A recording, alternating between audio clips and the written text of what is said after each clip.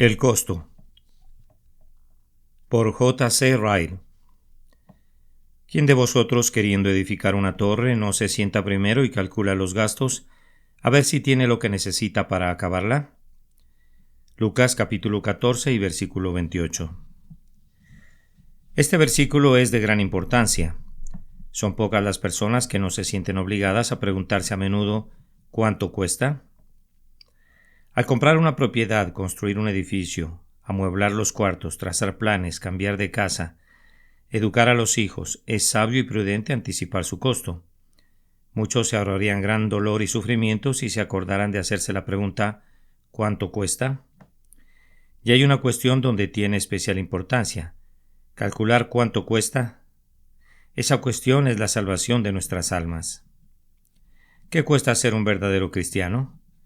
¿Qué cuesta ser realmente un hombre santo? Esta, al fin y al cabo, es la gran pregunta. Por no darle ninguna consideración a esto, miles de personas, después de que parece que han empezado bien, se vuelven del camino al cielo y se pierden para siempre en el infierno. Compartiré algunas palabras que pueden arrojar luz sobre el asunto. Primero, mostraré en primer lugar lo que cuesta ser un verdadero cristiano. En segundo lugar, explicaré por qué es tan importante calcular el costo. Y en tercer y último lugar, daré algunas pautas que pueden ayudar a calcular el costo correctamente. Vivimos en tiempos extraños. Los sucesos van pasando con singular rapidez. Nunca sabemos lo que nos depara un nuevo día. Mucho menos sabemos lo que puede suceder dentro de un año. Vivimos en una época en la que hay mucha religiosidad. Centenares de cristianos activos en todas partes están expresando un anhelo por más santidad y una vida espiritual más elevada. No obstante, es más común ver a la gente recibir la palabra con gozo y después de 2 o 3 años apartarse y volver a sus pecados.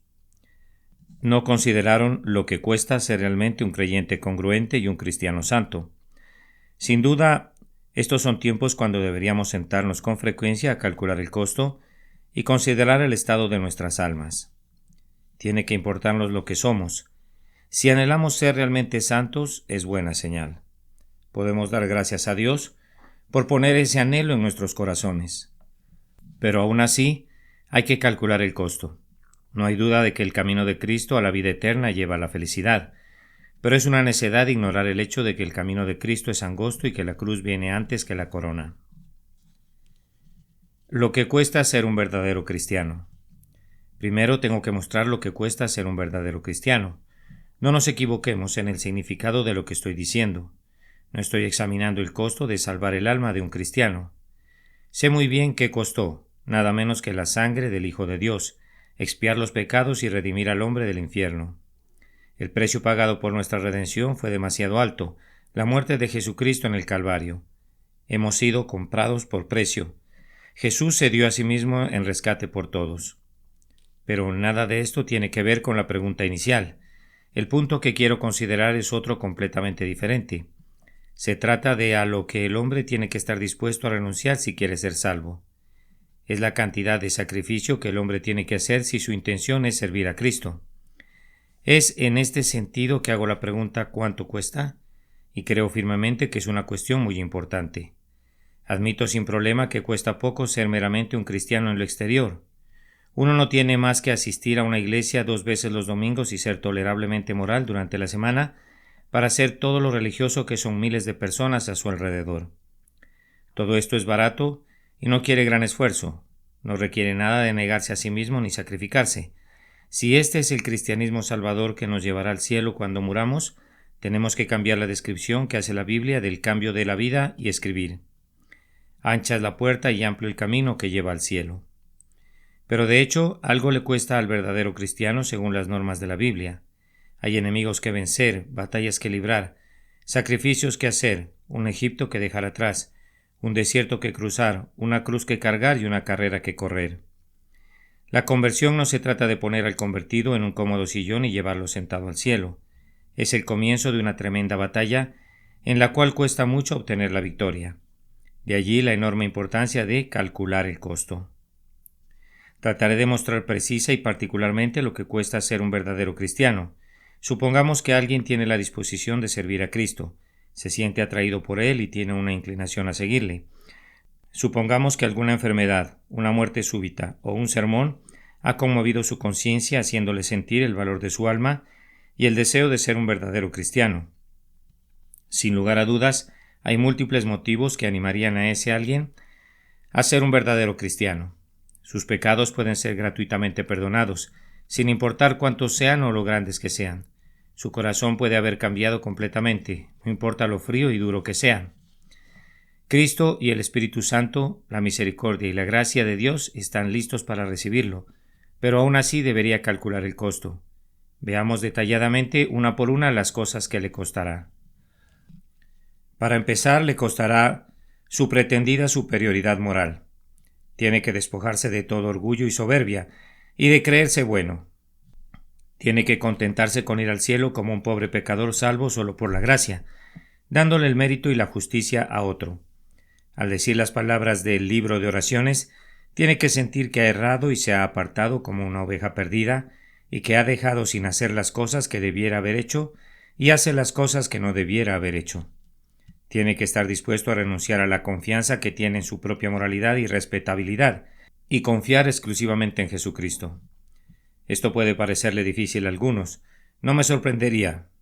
Señor, le dijo el piadoso labriego al conocido James Hervey de Weston Fable, es más difícil renunciar al yo orgulloso que al yo pecaminoso, pero es absolutamente necesario hacerlo. Pongamos este costo como el primero y más importante. Para ser un verdadero cristiano, al hombre le costará crucificar su pretendida superioridad moral. En segundo lugar, le costará al hombre sus pecados. Tiene que estar dispuesto a renunciar a cada hábito y práctica que es desagradable a los ojos de Dios. Tiene que darle la espalda al pecado, discutir con él, romper con él, luchar contra él, crucificarlo y esforzarse para vencerlo. No importa lo que diga o piense el mundo, tiene que hacerlo sincera y totalmente. No puede hacer las paces por separado con ningún pecado especial que ama. Tiene que considerar a todos sus pecados como sus enemigos mortales y aborrecer cada mal camino. Sean pequeñas o grandes, sean públicas o secretas, tiene que renunciar totalmente a todas sus transgresiones. Significará una batalla diaria y a veces casi lograrán enseñorearse sobre él, pero nunca debe ceder. Tiene que mantener una guerra perpetua contra sus pecados. Escrito está: echad de vosotros todas vuestras transgresiones. Tus pecados redime con justicia y tus iniquidades. Dejad de hacer lo malo. Esto suena difícil. No me extraña. A menudo queremos tanto nuestros pecados como si fueran nuestros hijos. Los amamos, los abrazamos, nos aferramos a ellos y nos deleitamos en ellos. Separarnos de ellos es tan difícil como amputarse la mano derecha o sacarse el ojo derecho. Pero hay que hacerlo, hay que despedirse de ellos. Aunque la maldad endulzó en su boca, si lo ocultaba debajo de su lengua, si le parecía bien y no lo dejaba, sino que lo detenía en su paladar. Hay que renunciar a ellos, nuestros pecados, si queremos ser salvos. El hombre y su pecado tienen que enemistarse si él y Dios han de ser amigos. Cristo está dispuesto a recibir a cualquier pecador, pero no lo recibe si éste se aferra a sus pecados. Anotemos este segundo precio a nuestra cuenta. Ser cristiano le costará al hombre sus pecados. Además, le costará al hombre su amor por lo que resulta fácil. Tiene que experimentar dolor y luchar si quiere desarrollar una carrera victoriosa al cielo. Tiene que velar y mantenerse en guardia cada día como el soldado en el campo enemigo. Tiene que cuidar su comportamiento cada hora del día, con cada compañía y en cada lugar en público, al igual que en privado entre extraños, al igual que con los de casa. Tiene que vigilar su tiempo, su lengua, su carácter, sus pensamientos, su imaginación, sus motivaciones y su conducta en cada relación de su vida. Tiene que ser diligente en orar, leer la Biblia, en lo que hace los domingos, con todos sus medios de gracia. Al prestar atención a estas cosas puede distar de alcanzar la perfección, pero no puede descuidar ninguna. El alma del perezoso desea y nada alcanza, mas el alma de los diligentes será prosperada. Esto también suena duro. No hay nada que por naturaleza nos desagrade tanto como tener problemas relacionados con nuestra religión. Nos degradan los conflictos. Deseamos secretamente tener un cristianismo vicario, lograr todo por medio del esfuerzo de terceros que hicieran todo en nuestro lugar. Cualquier cosa que requiera esfuerzo y trabajo es contraria a nuestra naturaleza, pero para el alma no hay ganancias sin sacrificios. Anotemos este tercer costo a nuestra cuenta. Ser cristiano le costará al hombre su amor, por lo que resulta fácil. Por último, le costará al hombre la amistad con el mundo. Si quiere agradar a Dios, tiene que estar contento. Aunque los demás piensen mal de él, no debe extrañarse que se burlen de él, que lo ridiculicen, lo calumnien, lo persigan y aún lo aborrezcan. No tiene que sorprenderse de encontrar que sus opiniones y sus prácticas religiosas son despreciadas y motivo de burlas. Tiene que aceptar que muchos lo crean tonto, exagerado y fanático, que perviertan sus palabras y malinterpreten sus acciones. De hecho, no tiene que sorprenderse si algunos lo llaman loco. El maestro dijo: «Acordaos de la palabra que yo os he dicho. El siervo no es mayor que su señor. Si a mí me han perseguido, también a vosotros os perseguirán. Si han guardado mi palabra, también guardarán la vuestra». Me atrevo a decir que esto también suena difícil. Por naturaleza nos desagradan los tratos injustos y las acusaciones falsas, y no es muy difícil ser acusados sin causa. No seríamos de carne y hueso si no deseáramos que nuestros prójimos tuvieran una buena opinión de nosotros. Es siempre desagradable que hablen en nuestra contra y nos abandonen, que mientan acerca de nosotros y que tengamos que estar solos. Pero esto no se puede evitar. La copa que nuestro maestro bebió tiene que ser bebida por sus discípulos. Tienen que ser despreciado y desechado entre los hombres. Anotemos este cuarto costo a nuestra cuenta. Ser cristiano le costará al hombre la amistad con el mundo. Todo eso es lo que cuesta ser un verdadero cristiano. Admito que la lista es pesada. ¿Dónde hay un elemento de los anteriores que pueda ser quitado? Audaz es el hombre que se atreve a decir que podemos conservar nuestra pretendida superioridad, nuestros pecados, nuestra pereza y nuestro amor por el mundo y aún así ser salvos. Admito que cuesta mucho ser un verdadero cristiano, pero ¿quién en sus cabales puede dudar de que cualquier costo vale la pena para salvar su alma? Cuando un barco está en peligro de hundirse, a los tripulantes no les importa tirar por la borda su valioso cargamento. Cuando un brazo o una pierna está infectada, el hombre se somete a una cirugía y aún a una amputación si hacerlo significa salvarle la vida. Igualmente, el cristiano debe estar dispuesto a renunciar a lo que sea que se interpone entre él y el cielo. La vida espiritual que nada cuesta, nada vale. Un cristianismo barato, sin una cruz, probará ser al final un cristianismo inútil, sin ninguna corona. La importancia de calcular el costo. Quiero ahora, en segundo lugar, explicar por qué calcular el costo es de tanta importancia para el alma del hombre. Podría fácilmente resolver esta cuestión enunciando el principio de que ningún deber ordenado por Cristo puede alguna vez ser descuidado sin sufrir algún daño. Podría mostrar cuánto cierran los ojos durante toda la vida a la naturaleza de la fe que salva y se niegan a considerar lo que realmente cuesta ser cristiano. Podría describir esas escenas en las que al final, cuando ya se les está escapando la vida, despiertan y hacen unos pocos esfuerzos espasmódicos por volver a Dios. Podría decir cuántos, para su sorpresa, descubren que el arrepentimiento y la conversión no son asuntos tan fáciles como suponían y que cuesta una gran suma ser un verdadero cristiano. Descubren que el hábito del orgullo, la indulgencia pecaminosa, el amor por lo que resulta fácil y la mundanalidad no son tan fáciles de abandonar como habían imaginado. Y entonces, después de un esfuerzo débil, se dan por vencidos y parten del mundo sin esperanza, sin la gracia y sin ser aptos para encontrarse con Dios. Viven engañados toda la vida pensando que la fe cristiana sería algo fácil cuando se decidieran a tomarlo en serio. Pero se les abren los ojos demasiado tarde y descubren por primera vez que están arruinados porque nunca calcularon el costo. Los que necesitan ser exhortados a calcular el costo. Pero existe una clase de personas en especial a la que quiero hablar sobre esta parte de mi tema.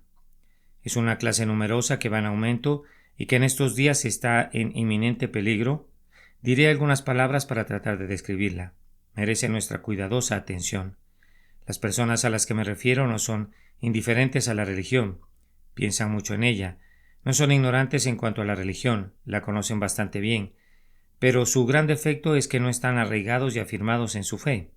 Sucede con demasiada frecuencia que han adquirido su conocimiento de segunda mano, ya sea de sus familiares o porque les enseñaron religión, pero nunca se han ocupado de su propia experiencia interior.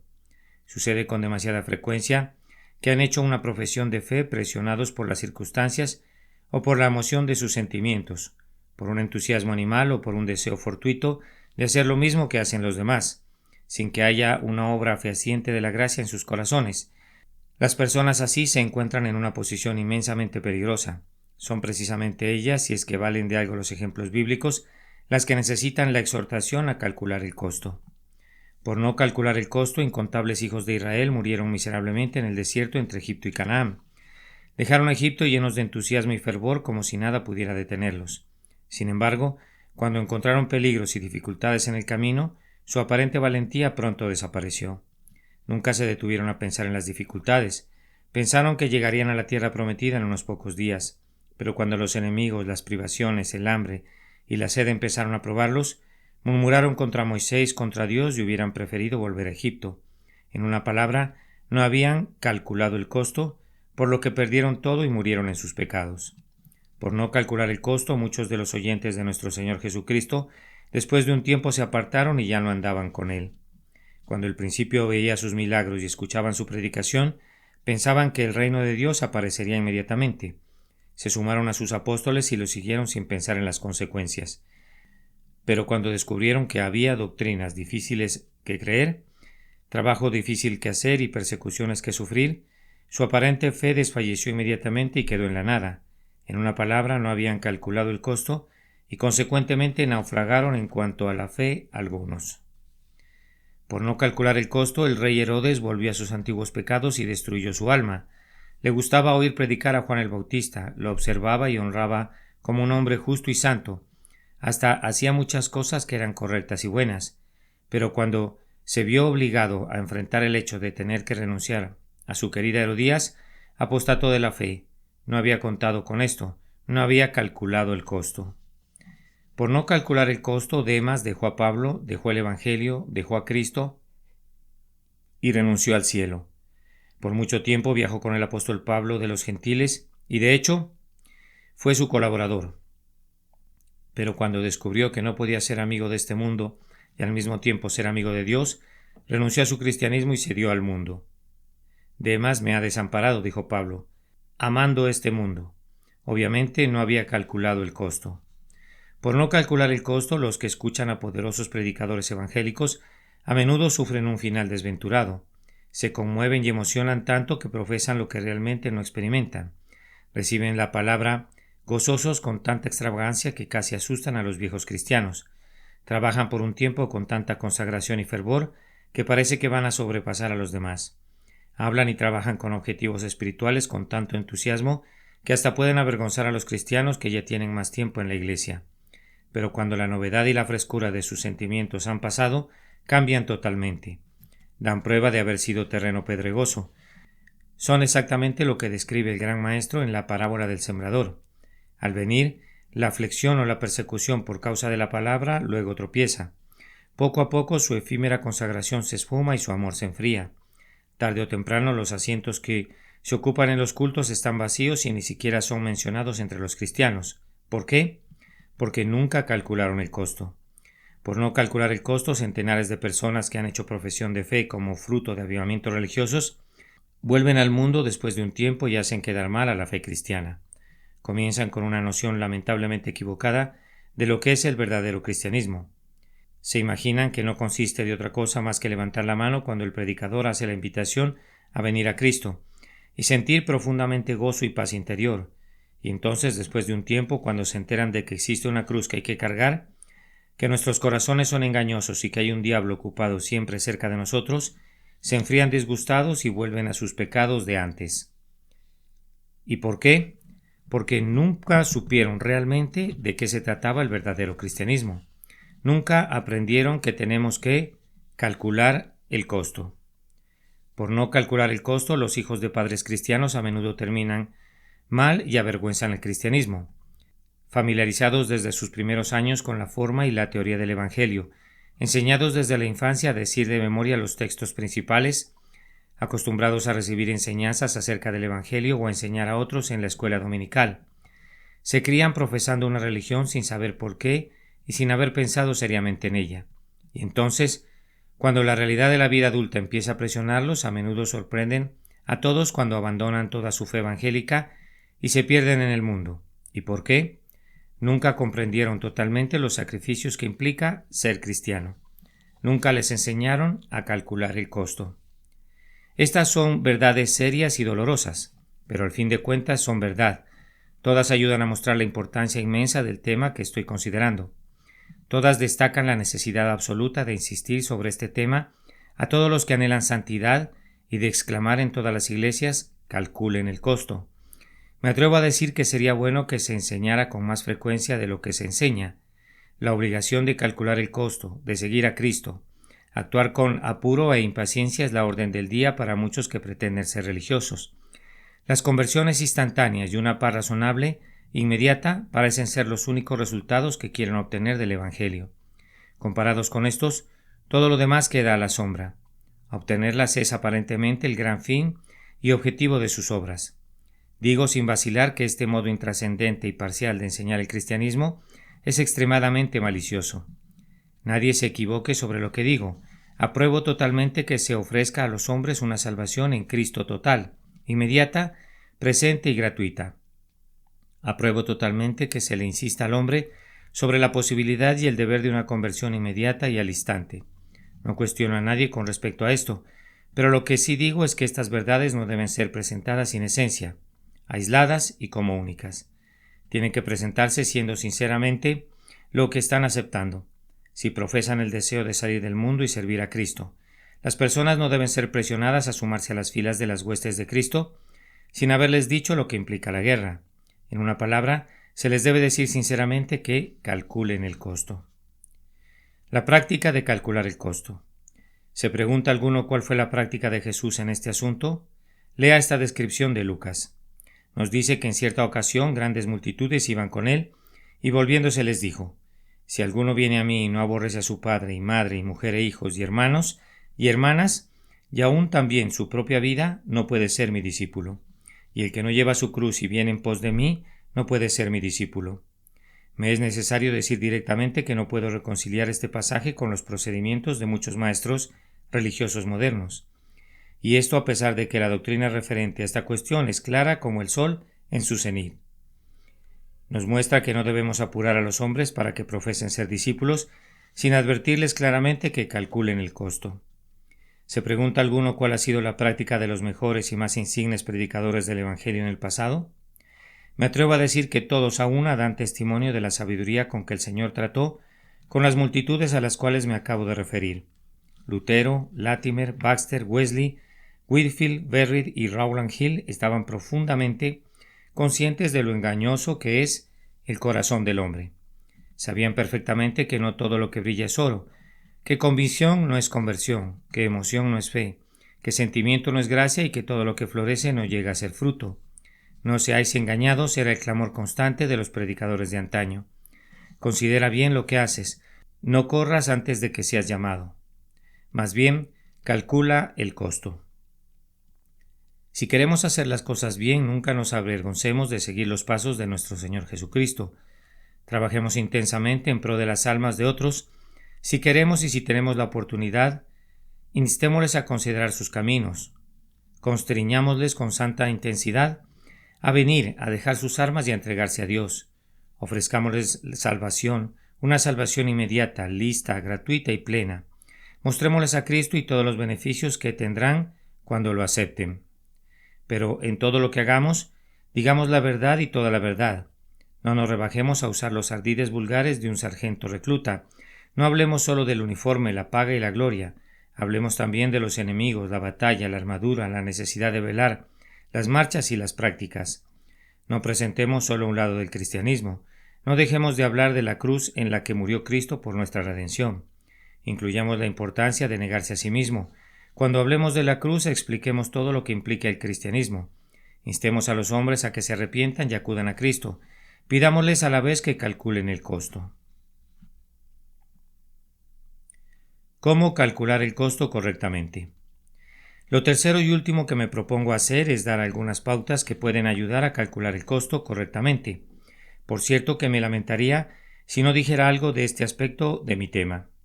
No tengo ningún deseo de desalentar ni desanimar a nadie con respecto al servicio para Cristo. Es el deseo de mi corazón animar a todos a marchar adelante y tomar su cruz.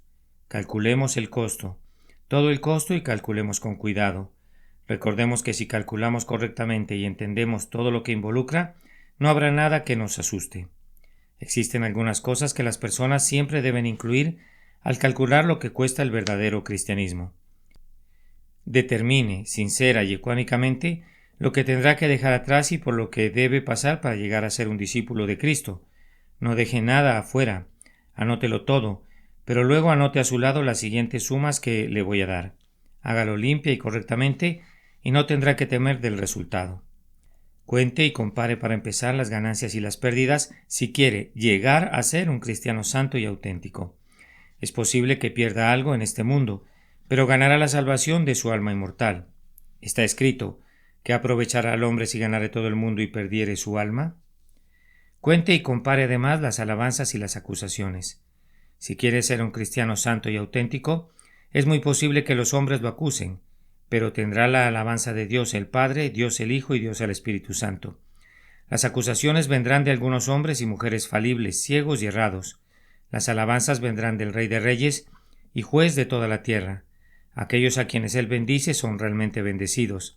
Está escrito: Bienaventurados sois cuando por mi causa os vituperen y os persigan, y digan toda clase de mal contra vosotros mintiendo. Gozaos y alegraos, porque vuestro galardón es grande en los cielos. Cuente y compare también los amigos y los enemigos, si quiere ser un cristiano santo y auténtico. Por un lado tiene la enemistad del diablo y de los impíos, por el otro tienen el favor y la amistad del Señor Jesucristo. Sus enemigos, en el peor de los casos, solo pueden herir su calcañar. Pueden enfurecerse e ir por mar y tierra para causar su ruina, pero no lo pueden destruir. Su amigo puede salvar perpetuamente a los que vienen a Dios por medio de Cristo. Nadie jamás le quitará de sus manos a una de sus ovejas. Escrito está: Mas os digo, amigos míos, no temáis a los que matan el cuerpo, y después nada más pueden hacer, pero os enseñaré a quién debéis temer. Temed a aquel que, después de haber quitado la vida, tiene poder de echar en el infierno. Sí, os digo, a éste temed. Cuente y compare la vida presente y la vida venidera. Si quiere ser un cristiano santo y auténtico, no hay duda que el tiempo presente no es precisamente fácil. Es un tiempo de velar y orar, luchar y batallar, creer y trabajar, pero dura solo unos pocos años. El tiempo futuro será de descanso y refrigerio. El pecado será echado fuera, Satanás será amarrado, y lo mejor de todo es que será de descanso eterno. Está escrito: porque esta leve tribulación momentánea produce en nosotros un cada vez más excelente y eterno peso de gloria, no mirando nosotros las cosas que se ven, sino las que no se ven, pues las cosas que se ven son temporales, pero las que no se ven son eternas. Cuente y compare los placeres del pecado y la felicidad de servir a Dios, si quiere ser un cristiano santo y auténtico. Los placeres que el hombre mundano obtiene por lo que hace son vacíos, irreales e insatisfactorios. Son como el estrépito de los espinos en el fuego, chisporroteos excitantes por unos minutos que luego se apagan para siempre. La felicidad que Cristo da a su pueblo es algo sólido, duradero y sustancial. No depende de la salud ni de las circunstancias. Nunca abandona al hombre, ni siquiera en la muerte. Termina en una corona de gloria que no se desvanece. Está descrito que la alegría de los malos es breve. La risa del necio es como el estrépito de los espinos debajo de la olla. Pero también está escrito: la paz os dejo, mi paz os doy. Yo no os la doy como el mundo la da. No se turbe vuestro corazón, ni tenga miedo. Cuente y compare las aflicciones que incluye el verdadero cristianismo y las aflicciones que le espera a los malos más allá del sepulcro. Admitamos por un momento que la lectura bíblica, la oración, el arrepentimiento, creer y vivir una vida santa requieren sacrificios y negarse a sí mismo. Esto no es nada comparado con la ira venidera, reservada para el impenitente y el incrédulo. Un solo día en el infierno es peor que una vida entera llevando la cruz. El gusano de ellos no muere y el fuego nunca se apaga. Son cosas que sobrepasan a lo que el hombre pueda concebir o describir totalmente. Está escrito: Hijo, acuérdate que recibiste tus bienes en tu vida y Lázaro también males, pero ahora éste es consolado aquí y tú atormentado. Cuente y compare, en último lugar, el número de los que se apartan del pecado y el mundo y sirven a Cristo, y el número de los que dejan a Cristo y vuelven al mundo. De los primeros se encontrará miles y de los segundos ninguno. Cada año hay multitudes de personas que dejan el camino ancho y toman el angosto. Nadie que realmente toma el camino angosto se cansa de él y vuelve al camino ancho. A menudo se ven pisadas en el camino hacia abajo que dan media vuelta. Las pisadas en el camino al cielo siempre van hacia adelante. Está escrito: el camino de los impíos es como la oscuridad, el camino de los transgresores es duro. Pero también está escrito: mas la senda de los justos es como la luz de la aurora, que va en aumento hasta que el día es perfecto. Sumas como estas, sin duda, a menudo se hacen incorrectamente. Sé muy bien que muchos siempre están vacilando entre dos opiniones. No pueden determinar si vale la pena servir a Cristo. Las pérdidas y las ganancias, las ventajas y desventajas, los sufrimientos y los gozos, las ayudas y los obstáculos, les parecen tan similares que no se pueden decidir a favor de Dios. No pueden hacer correctamente esta gran suma. No pueden hacerla tan clara como debería ser. No cuentan bien. ¿Pero en qué radican sus errores? En la falta de fe. Para llegar a una conclusión acertada acerca de sus almas, necesitan tener algo de aquel poderoso principio que San Pablo describe en el capítulo 11 de su epístola a los Hebreos. Intentaré mostrar cómo funciona ese principio en la gran tarea de calcular el costo. La importancia de la fe al calcular el costo. ¿Cómo fue que Noé perseveró en construir el arca? Estaba solo en medio de un mundo de pecadores. Tuvo que soportar que lo menospreciaran, lo ridiculizaran y se burlaran de él. ¿Qué fue lo que mantuvo firme su brazo y lo hizo seguir trabajando con paciencia a pesar de todo eso? Fue la fe. Creía en la ira que vendría. Creía que no existía ninguna otra seguridad excepto en el arca que estaba preparando. Le creyó a Dios y no le hizo caso a las opiniones del mundo. Calculó el costo por fe y no dudó que construir el arca era ganancia. ¿Cómo fue que Moisés renunció a los placeres de la casa de Faraón y se negó a ser llamado hijo de la hija de Faraón? ¿Cómo fue que prefirió compartir el destino de un pueblo despreciado como hebreo y arriesgar todo en su mundo para realizar la gran obra de librar a los suyos de la esclavitud? Visto desde un punto de vista humano, estaba perdiendo todo sin ganar nada. ¿Qué fue lo que lo motivó? Fue la fe. Creía que había ido uno muy superior a Faraón que le llevaría seguro a lo largo de su misión. Creía que la recompensa de recibir un galardón era mucho mejor que todos los honores de Egipto. Calculó el costo por fe, como viendo al invisible, y estaba convencido de que renunciar a Egipto y marchar al desierto era ganancia. ¿Cómo fue que el fariseo Saulo pudo decidirse a ser cristiano?